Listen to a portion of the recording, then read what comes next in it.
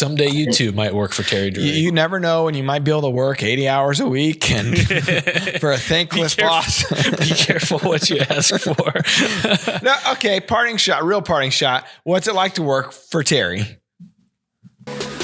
This segment of DoD TV is brought to you by Leupold, American to the core.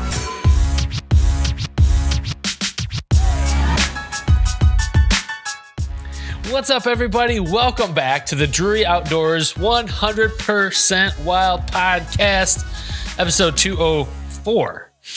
I'm Tim Chelsvik. I'm Matt Drury. We have a wild one today. We do. We've got, a young man who Terry Drury has described as industrious, a great cook, like the son he always wanted, a land steward. Well, I can agree with most of those. So if this guy wants to take my role here at the office, he can have at it. Because it comes with a lot of strings attached. Take this job and shove it. Yes. So we'll introduce Forrest Bond in just a little bit here, but we've got some shout outs from our fans, or maybe not fans, but people that happen to have been subjected to the show. They've encountered the show. All right, you're up first. Let's hear it. Mr. Lincoln Haynes from DeerCast said, I entered in for my dream hunt with you guys, and I can't wait for the draw. I can't wait.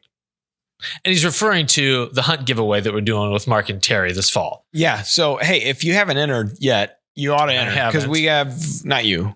Oh, I can't. The quote unquote you, the audience. Oh, okay. Collective. So yeah, we have a couple months left on it. End of July. The end of July. Yep. End of July or end of June. We stopped I believe it's end of July. You wrote the rules, so we can make it whatever we want, really. But the hunt is this fall. Yeah. So it's, we always get questions. I'd love to hunt with Mark and Terry. I'd love to hunt your place. If I could hunt your place, yada yada yada. Blah blah blah. Here you go. Here's your chance, and we're gonna be ready. Any weapon of your choice. You get to hunt with Mark 2 days in Missouri, Terry 2 days in Missouri. And as a person that's hunted with Terry several days in Missouri, it's a good time. You get to encounter people like Forrest. And you get to eat his cooking. It's good. We'll have to talk about that too. We upgraded when Yapper stopped coming to camp. And for people that may not know, Terry's longtime BFF.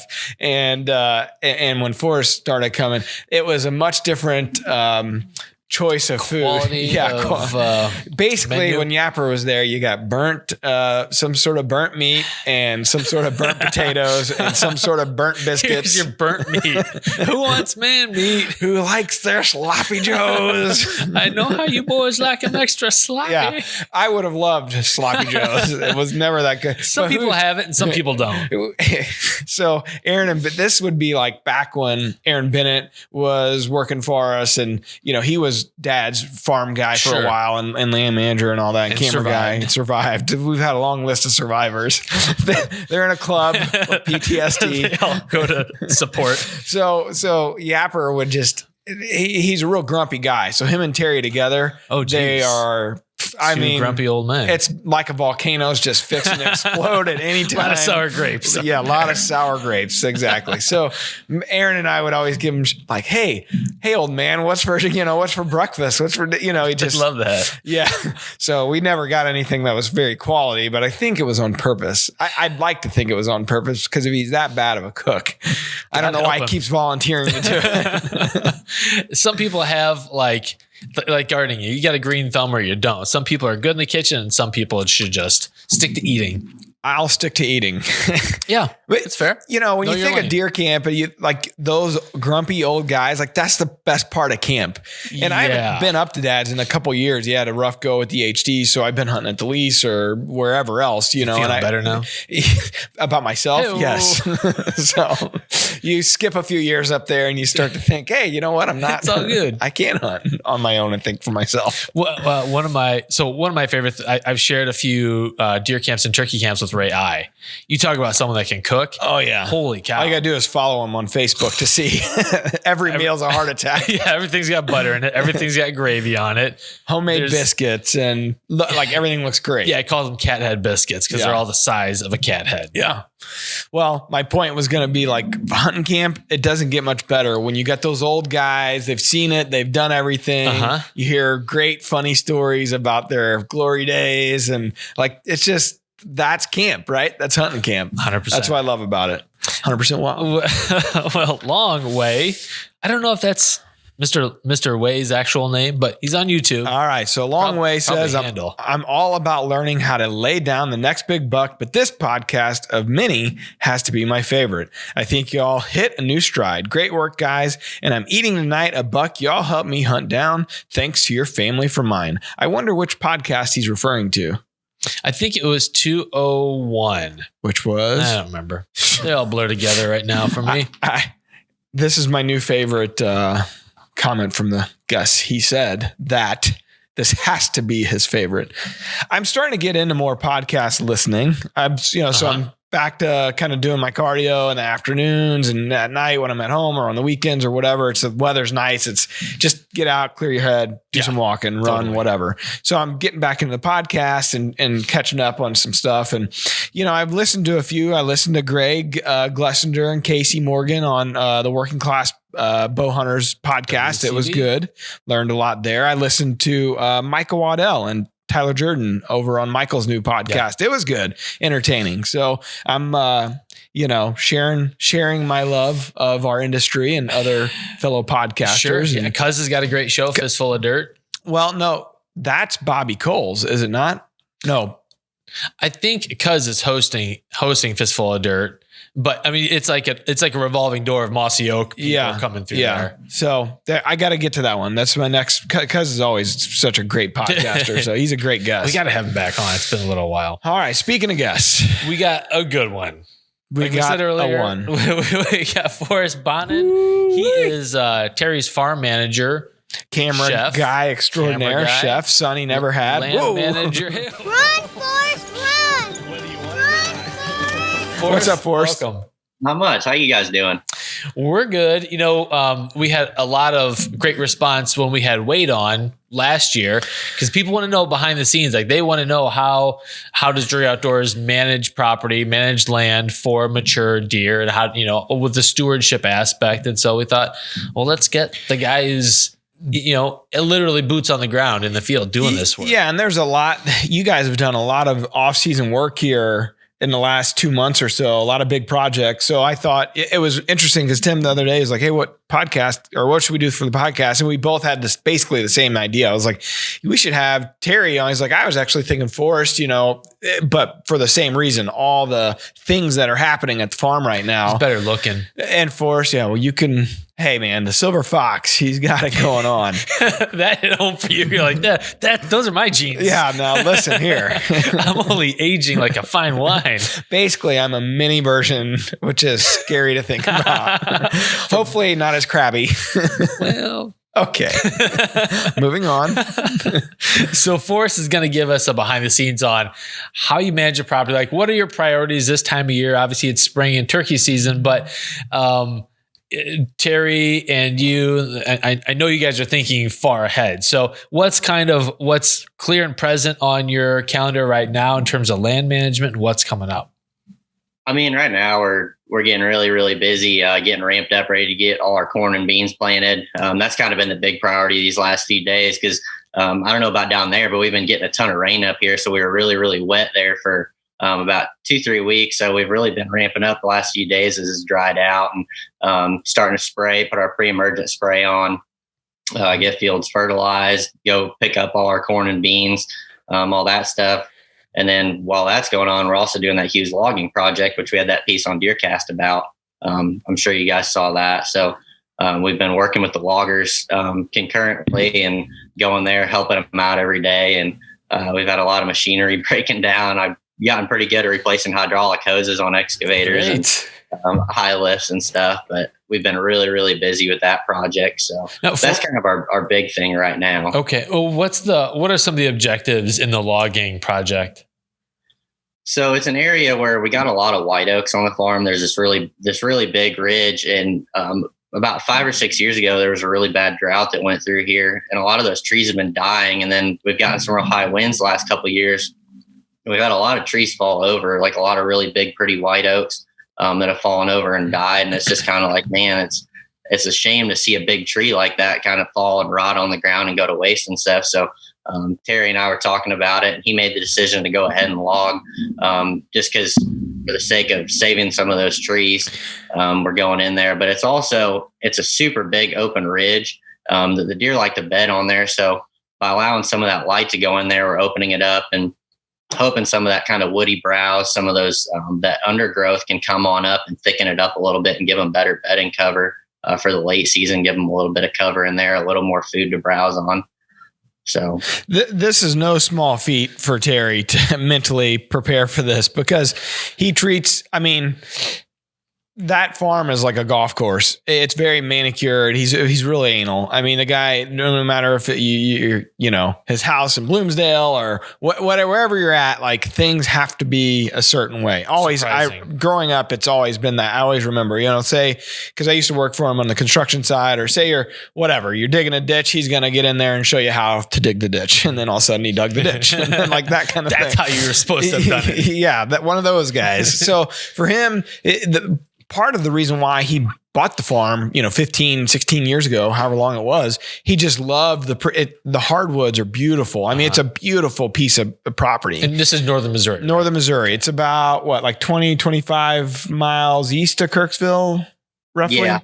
So, you know, he's long wanted to, or known that he should do this, but he just has a hard time with, you know, cutting down trees, intrusion for, you know, and heck, you can't ride, you know, 4-wheeler on the property. Like there's no intrusion on that place. It's very sacred. And, so he, you know, for him to allow basically strangers to come in and, you know, and then kind of tear things up to get in there. And I mean, logging's obviously invasive. Incredibly. So this was no small feat for him to say, all right, let's do it. I mean, a lot of years probably where he wanted to do it, but finally, you know, he's like, all right, let's try this part of the farm, see how it goes. And, you know, Forrest, your background, we should probably backtrack a little bit. What was your degree in, and what'd you go to school for? My degree was forestry, and my specialization was wildlife habitat management and conservation. And then I had a minor in photography and media production. I thought perfect guy. I thought it was fashion design. I'm chagrined right now. So Forrest obviously has that background that I think also helps Terry in a lot of ways, you know, make these decisions. Look, nobody's going to tell Terry what to do. Not Mark, not Willa, certainly not Matt, and certainly not Forrest. So you gotta work your way around it and say, all right, how do we, you know, what makes sense? And I think with Forrest's background, it certainly helps to make some of those decisions. And for dad to trust someone like he trusts Forrest, he obviously thinks very highly of him to know that when he's not there, Forrest can go and take care of what needs to be done. And, you know, he trusts him. You know, when you trust somebody with the keys to your farm, that's a big deal. Saying a lot. Yeah. So, Forrest has the background. I wanted to get that in there because he has the background. He's literally the perfect fit for this role. So, he's not some Wade Robinson.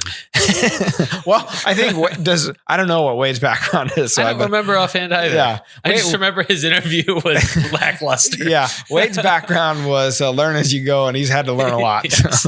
He too. He did it. He passed the test. He's been there a long time, and he could be, obviously Mark trusts him with everything. So these guys are key to our success, or to Mark and Terry's success, and all of our guests, and what people see it, you know, on TV at home and on the stories and Instagram and all that stuff. These guys are the ones that are so integral with the things that are happening. So, you know, when we had Mark on a few weeks back, we were talking, he actually brought up the fact that he kind of has a turkey management plan, and he records the number of jakes that they see and gobblers killed and everything.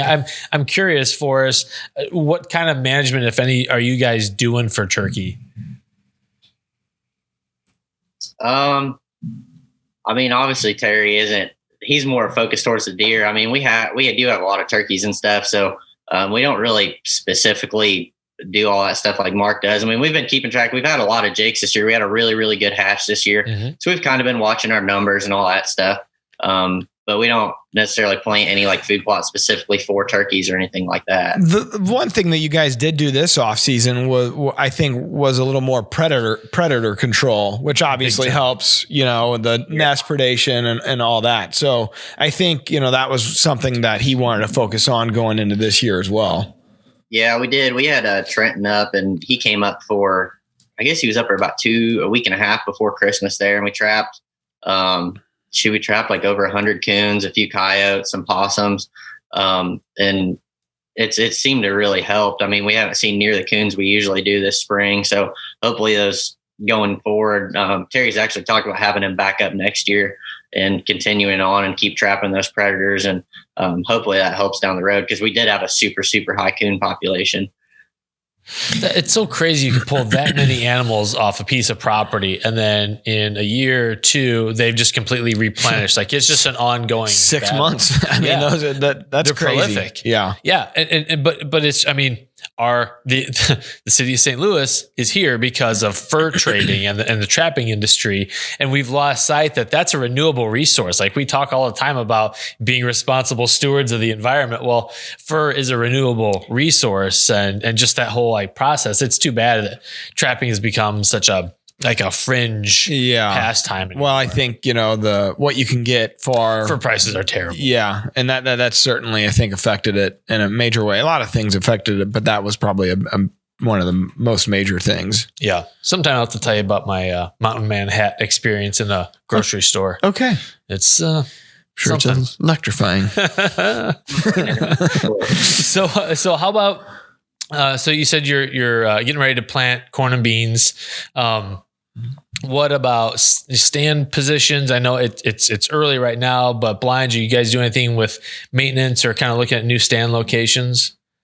I mean, we kind of got like a sort of schedule, I guess. Being here now, I kind of got the schedule down. Now it's kind of planning time. And then once planning is over, then it goes into more tree stands and blinds and all that stuff. If we get a day where, say, I can't work on planting, or we get planted or waiting, because we typically have a little gap between planting our corn and beans there. Mm-hmm.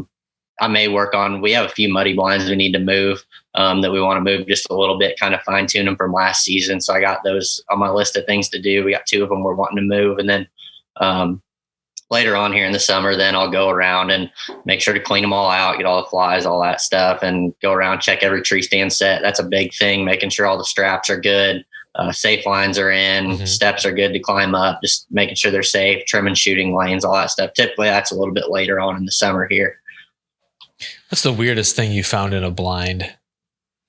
We had one blind last year that we hadn't hunted in a couple of years, and I went into it, and I go and clean them out every summer, but I went into it and there was a hole through the ceiling, and a squirrel had climbed in there and built a nest, and he was about as surprised as me when I opened up the door. He went shooting up the wall of the blind through the hole in the roof, said to patch that. And hey, buddy, get out of my house. Intruder. You're a squatter. he had a nest, probably, it was big. It was like almost the size of one of those exercise balls in the corner of the blind, that leaves and acorns and walnuts. And you pick it up like one of those, actually, like a medicine ball in your arms? Well, I was worried another one of his little buddies might have been in there. So I was he was probably thinking he hit the jackpot. He worked on the roof for beautiful months. Yeah. He finally got in. It's a great place to hang out. Yeah, not just out of the elements, shreds, and store all the nuts that you can possibly fit in that thing. Well, it's definitely a good one that you want to figure out before you climb in for your first hunt of the year. Yeah. You're face to face with a colony of fox squirrels. Yeah. Forrest, you guys this offseason had, you typically do this, and you did again this offseason. You guys have some control burns that you guys do.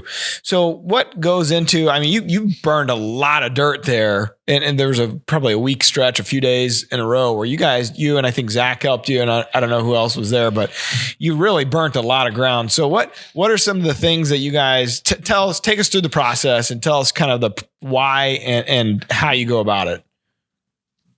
Okay, so we got probably on Terry's farm here, we got about 175 acres we burned. And then, like you said, Zach Blale came and helped burn. We went out to John Williams and burned. And then we actually ended up helping one of our neighbors burn some stuff too. He used to work for MDC in their burn unit. So he comes over and helps us burn every year. And then we return the favor and help him burn. So So over the course of 2 weeks there, we burned probably 350 to 400 acres.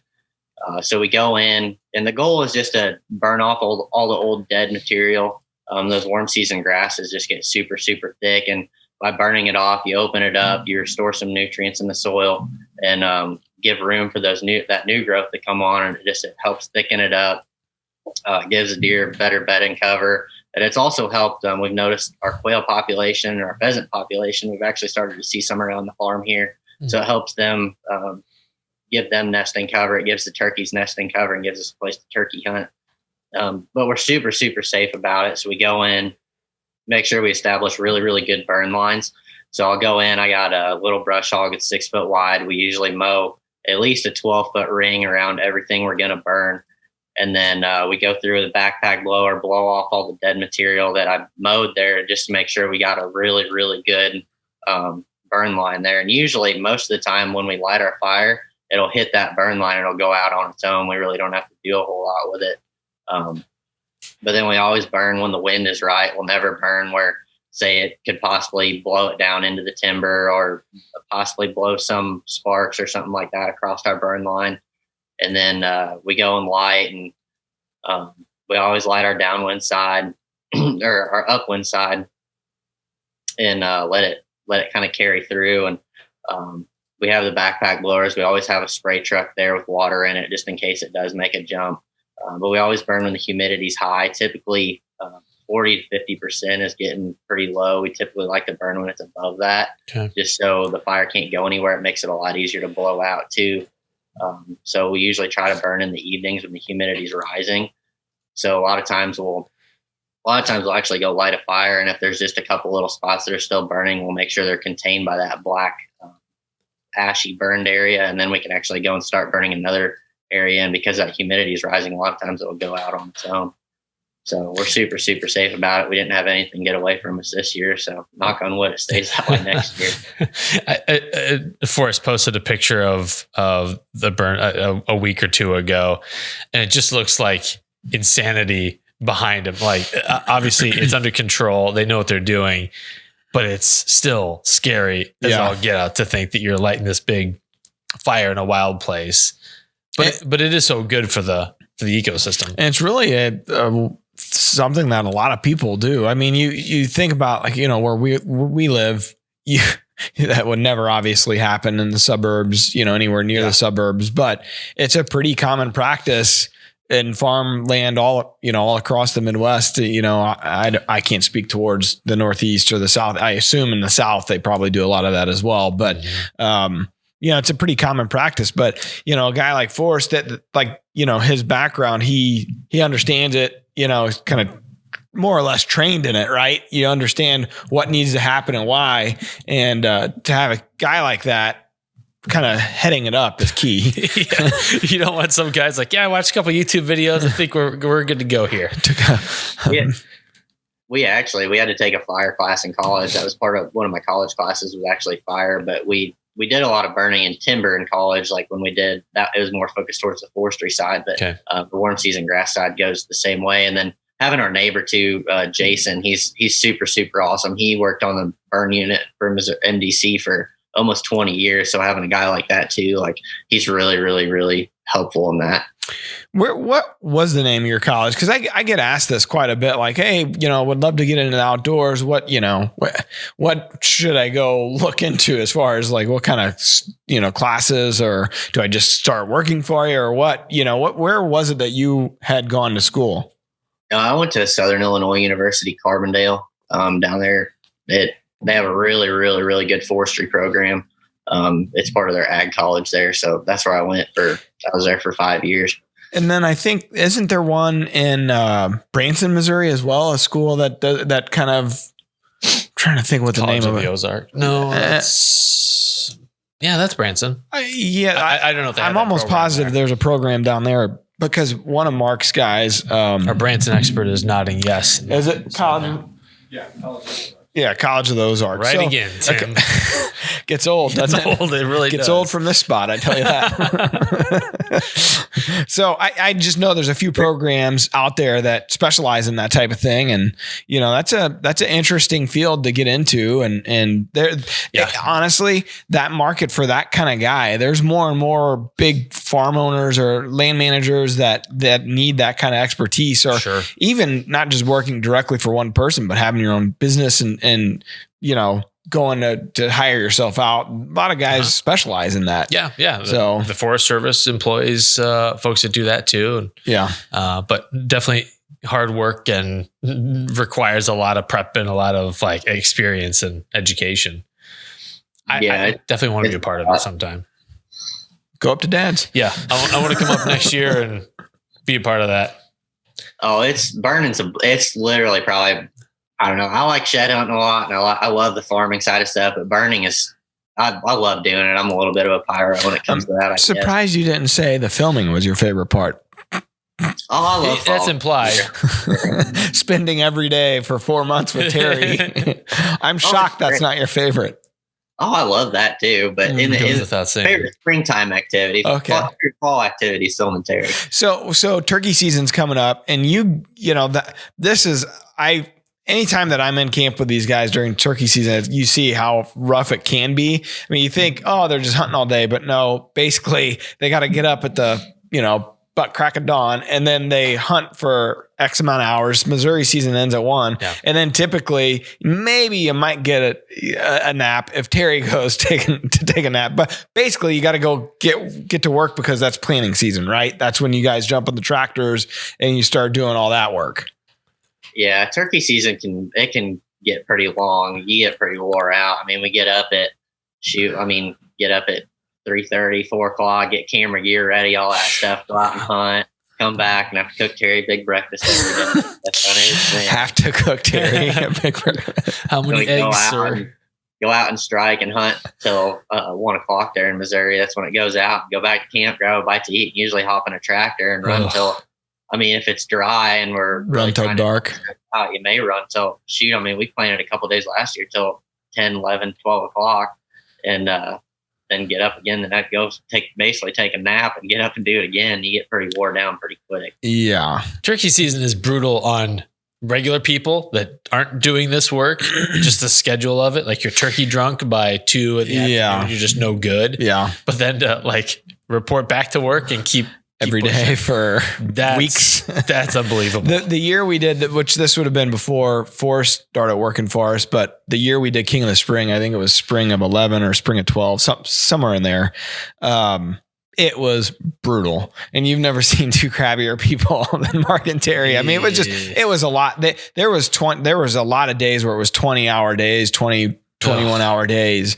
And that was a 3-week grind. The show was still to this day my favorite thing we've ever done. I mean, it is. Have you ever watched that? Parts of it. It is so fun. It's just a funny, just produced differently than anything we've ever done. We put a lot of work, effort, time, money into it, and it turned out great. But man, like day 2, everybody was so crabby. It was a long process. Yeah. So, and it was a tough season. That was, if I remember right, it was a real warm season.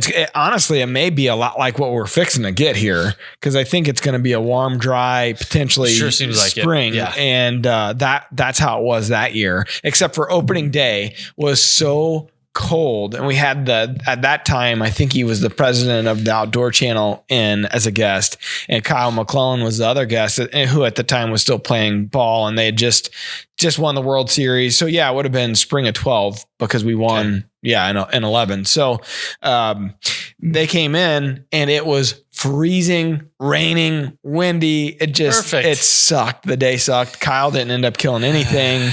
I think Tom did kill one, but he got scoped. Oh, great. Yeah. So it was just like, here's the first day of this 3-week grind, and it started off so bad. And then after that, it was every day was just, of course, Mark did well. His team did really well. Yeah. What do you expect? Terry's team struggled a little bit. I was on Terry's team, Team T-Bird. So it was to this day, the most favorite project I've ever been a part of here at Drury Outdoors. So cool. Just a neat experience. My daughter, it was bath time last night. We're getting ready for bed and everything. And she had to go back to school today. They were off yesterday. And she's like, I just want to retire. I can't wait to retire. She's 9 years old. And I was like, honey, the secret of life is it's in the fight. Like it's because when people stop moving, when they stop trying for things, that's when like your life kind of falls apart. You don't have purpose, and you look back on stuff that was hard, and challenging. You're like, that was awesome. It sucked in the moment, but it ended up being so meaningful. 100% agree. When I think back on life, trying to working up to being an Eagle Scout, or the hardest classes in college, or wrestling practice, or anything that was hard and sucked, it was always looking back at like, man, I'm glad I didn't quit. 100%. I'm glad I gutted through it, and at the end you're like, that wasn't too bad. Exactly. So you don't really remember just how bad it sucked. You remember how fun it was, or what came out of it, what came from it. Yeah. So like all the turkey seasons we've had, and probably this upcoming turkey season. And so Forrest has a great memory that he made this turkey season getting to hunt with his dad. Pretty cool. So already out of the gate, where'd you guys go? We went down there to Alabama and hunted with one of his friends, Mark Brenner. Luckily, we got a bunch of rain and stuff, so it was super wet up here. So Terry was like, yeah, go ahead and go down there. So we went down there. We each had a tag, and the weather sucked while we were down there. It was like 10 to 12 mile an hour east wind. They had a tornado go through on Thursday before we got there. And perfect. We didn't hear a single gobble at all the first day, pretty much till about 4:30, and had a bird start gobbling. Went and made a move, and my dad killed that bird. Literally, we sat down. We were sitting there for like 3 minutes, and the bird came running in, and he was able to shoot it. That was the first turkey. First ever? No, he's killed turkeys, but that was the first one I gotten to see him shoot since I think the last one I hunted with him was when I was in high school, probably. He's filmed me kill a couple birds, but that's the first one he's ever killed on camera. So he was super, super jacked about that. That's cool. It was just really cool. And then we continued hunting. I had a tag too, but just didn't have any luck. But it was really nice to get to go spend some time with him. And being 8 hours from home, I don't go home very much. So it was nice to get to spend a little quality time with him. And turkey hunting's kind of his thing. He loves turkey hunting. He likes to deer hunt too, but turkey hunting is kind of his bread and butter. He'd rather do that than anything. So it was nice to spend time doing that with him. What does he think about your work and your current job? He's super proud of me, and he loves that I'm getting to do what I love. He always tells people, he's like, yeah, he's literally working his dream job, and it really is. And I don't know, he's humble about it, but he definitely, from talking to some of his friends, he's super proud of you. And, which makes me happy, because that's all I want to do is you want to make your parents proud and stuff. So my parents are both really happy for me. Heck yeah. Yeah, that's awesome. You guys got to go turkey hunt. And I think that's like, especially sons, like our main goal in life is to make our dads proud. Like that's all we really are aiming to do. And it's cool that you got to take him on a hunt and put him on camera and have that experience. He mentioned that east wind. I've heard Mark and Terry talk about that a lot, how hard turkey hunting can be on an east wind. And I don't know why that would be. I guess maybe it's a little irregular and they just shut down on it. I don't know. We should ask Mark that, but you hear him talk about that quite a bit. Yeah. So Weird got lucky. Lucky the tornado didn't blow the turkeys two counties over or something. That's a crazy scenario to come in and hunt afterwards. Well, our buddy Joshua has a question for us, so why don't we help him out? That's we have papers. Getting my paper. All right. So the question of the day is brought to you by Leupold Optics. Be relentless. Hey guys, my name is Josh Giles. Hey Josh. I had a question for you guys. Maybe you'd be able to answer. We'll do our best. We have a 8,000 acre lease that we've been hunting on this will be the 11th season now. And my question is, the landowner came in and actually started timbering the property. He's going to do a mass cut on it throughout deer season. So I know this deer season's kind of a little bit of a bust for us, being that the machinery and everything's going to be on the property. But my question is, going into maybe the following season and the next 2 or 3 seasons, what can we do to improve on otherwise somewhat unfortunate setting that we're going to be dealing with, as far as is there anything that we can do to improve the habitat for the deer, or do I just kind of have to wait for things to grow up and thicken up? We're still going to put the same food plots in that we put in every year. And, if you guys could shed any light on that, I would greatly appreciate it. Forrest, I'm going to defer to you, buddy. What do you think? I mean, that's definitely a big undertaking. I mean, this deer season, you might actually not be as bad off as you think. Cause I mean, like where we're logging right now, actually I was in there the other day, the loggers weren't in there, and I went in there, it was fresh deer tracks all over in the mud and stuff. So the deer sometimes are, as long as you don't hunt right where the loggers are at that time or whatever, you might actually not be bad this season, but it's definitely going to thicken it up a lot, depending on how many trees they take out. I mean, from what you said, mass cut, I'm assuming that's kind of more of a clear cut, which is taking all the trees. That's definitely going to thicken it up. You could go in the future and definitely mow some lanes, just kind of direct deer where you want them. If they're just taking the logs and leaving the tops, you could kind of push those tops into areas where deer typically bed already, and give them a little bit more bedding cover. That's kind of what we did on our farm here. Is the deer kind of like to bed on these little, just off the ridges in these little kind of ditches almost. So we pushed a lot of our tops in there to kind of create bedding cover. So you could definitely do that. Go in, I guess you could use that. If they cleared out any areas, maybe add some food plots possibly. If they cleared out, go in there with a stump ripper or something and rip out make some new food plots. So that's actually what I was thinking. It may be an opportunity to get a new area to hunt in the long run. It certainly, they're logging during the deer season. It's not ideal. It's tough, but I think he's doing the right thing, still putting his food plots in. They're going to be somewhere near there. They're not just totally going to abandon it, but obviously they do not like intrusion. I think, I saw you guys the other day on your stories. You were seeding. Was it just grass seed? What were you putting down on, like where they had already done the work? It looked like you guys were kind of making it a little more manicured for the long run.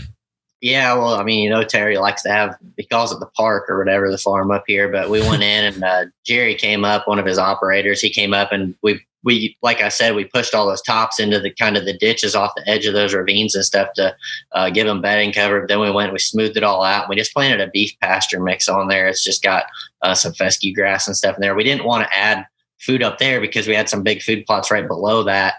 So we don't want the deer up in the timber eating. We want them to come out to our food plots there.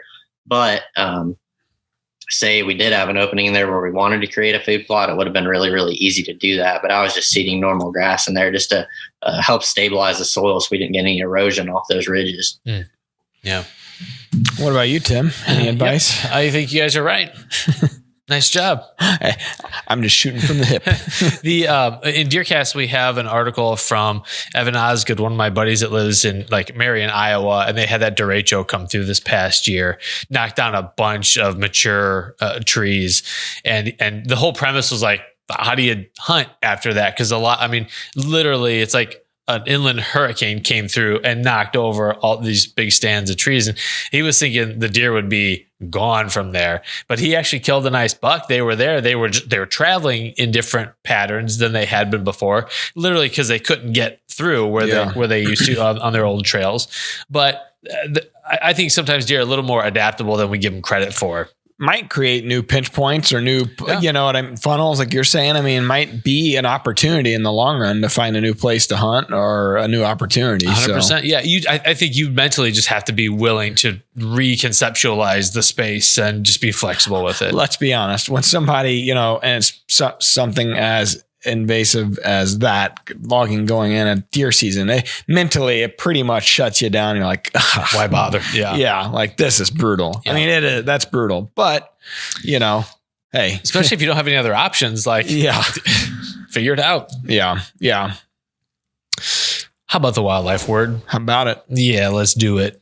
It's brought to you by Hunter Specialties, makers of the brand new HS Strut line of Drury Outdoors signature calls. which one of our hardcore podcasters, Stephen Esch, bought the whole line. I saw that. And posted them up in DeerCast. It was cool to see that. I saw somebody commented that when we were running the calls, not bad, but you're no Mark Drury. It's like, oh no, kidding. Well, thanks for telling us something we didn't already know. Let me tell you, I could practice all day, every day. Never going to happen. Yeah. Mark's part turkey. Okay. So this question is about turkeys. Turkeys often detect hunters because they have this superpower. Is it A, precognition, B, ability to see in the UV spectrum, ultraviolet, C, the ability to detect utter desperation, C, or D, both B and C? Forrest, what do you think, bud? A is precognition, B is ability to see UV light, C is the ability to detect utter desperation, or both B and C. I'm going to go with B. I'm not sure. That sounds right, though. Okay. Pressure's on. Don't know what precognition is. I think I know what it means. It means knowing things in the future. Yeah. See, I knew that. Wow, you just precognitive to me. Exactly. Man, that's chess. I'm playing checkers over here. Exactly. I'm gonna go with B. So B is correct. I would have also accepted D because C is definitely. They seem to smell the desperation on me sometimes, especially when right before you're getting ready to shoot and they start. Yeah. Like, their head goes white and they're like, I don't like what's going on here. It's like, what did you see? My pupil dilate or something? And, you know how we can hear them spitting and drumming? Maybe they hear your heartbeat. It very well could be. You know what I mean? Like I can smell his fear. To me, turkey hunting, like. I'll never forget some of the early moments going with Dad and hearing two things really stood out to me that hooked me on turkey hunting. Mm-hmm. One was the sheer loudness of a gobble. Oh yeah. Like it's stark. Oh, like unbelievable when you're close to it and they're gobbling, especially if say you're in a holler or, like just echoing through there. Like that I'll never forget hearing my first one and spitting and drumming, especially if they're behind you and you're just like, the hair in the back of your neck stand you up. Can't move. It's somewhere. I don't know where it's at. And that noise, their hair, basically their feathers are standing up, your hair standing up. Like those are two things. If you're not a turkey hunter, that hooks you the first time you experience it, like nothing you've ever experienced before. I took Sophie out last year and we had a gobbler at maybe 30 yards, but he was in some cedars. There was no clear shot, but he was gobbling his head off. And she was just like, I didn't know they did that. Yeah, like it's crazy. So loud. Like how are these sounds coming out of this stupid bird? They're amazing animals for sure. But yeah, they see ultraviolet light. So if you're not careful and you wash your clothes in detergents that have UV brighteners, which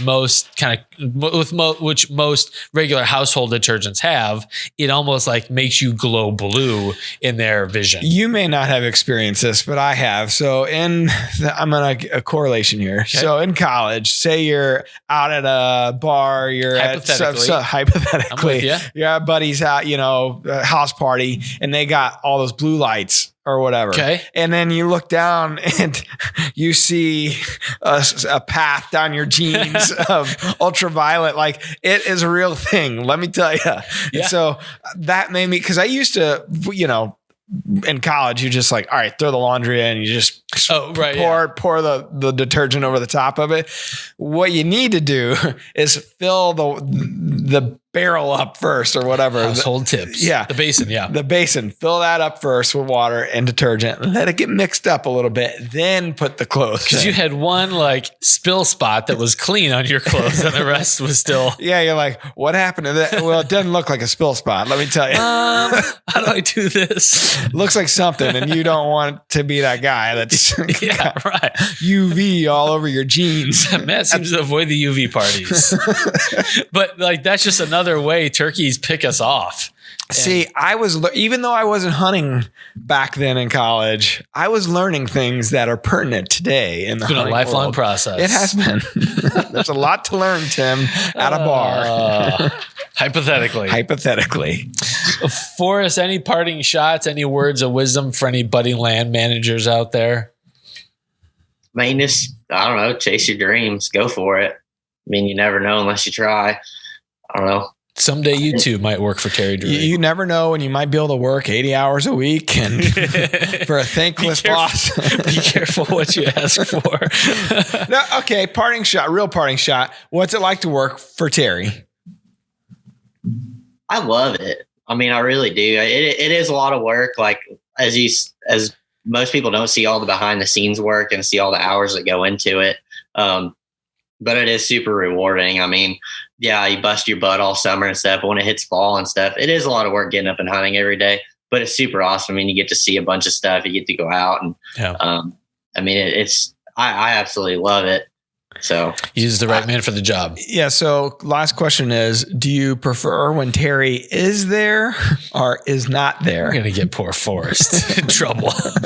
No, I mean, I love when he's up here. It's always fun. And I mean, yeah, we bust our butt when we're working and stuff. At the end of the day, we always sit down and I don't know. What real out or what amazes me about Terry, his motor never stops. He just never stops going.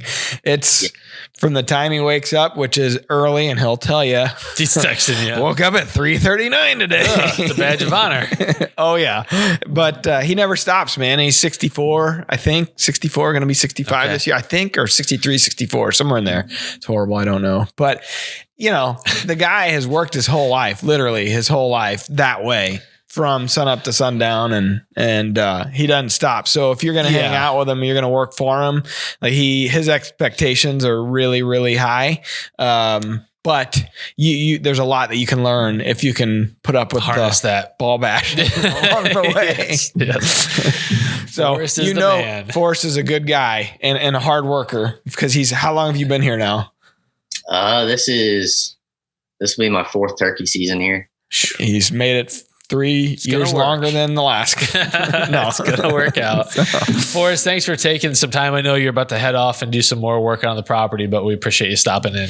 I'll let Terry know that it was your idea to be on the podcast. Yeah. It's like, wait, Forrest spent how much time on the podcast? He wouldn't quit bugging us about it. All right. We appreciate you, buddy. Good luck. And hopefully I'm going to see you here in another week and a half, 2 weeks for turkey season. So yeah, bringing Cam up.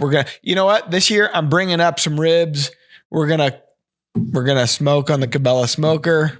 It's gonna be a good time. What smoker am I gonna smoke? I love smoking. I'll do the smoking. Perfect. Rib. I got the perfect rib recipe, man. I got my hours down and everything. I got it. Sounds good. So cool. All right. Well, thanks everyone for watching and or listening. Until next time. Appreciate it. Peace out. DeerCast is giving you the chance to hunt with Mark and Terry Drury. Head over to DeerCast.com to enter. We're adding new videos every week, so make sure to click that subscribe button and check out all of our amazing content. This episode of DoD TV was brought to you by Bass Pro Shops and Cabela's.